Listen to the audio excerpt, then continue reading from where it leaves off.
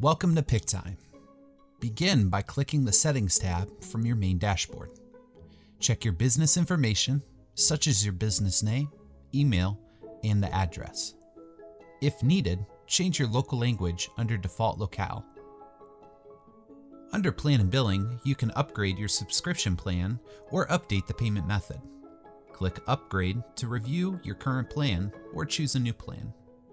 At any time during your Pic-Time experience, you can update the credit card information used for payments.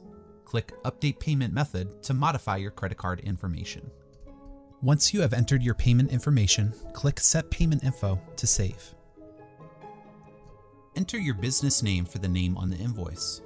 Enter your Social Security number, employee identification number, or a relevant government-issued ID as your tax number. The name on the invoice is necessary when you collect payments in the gallery store. The tax number is necessary when Pic-Time collects payments in the store.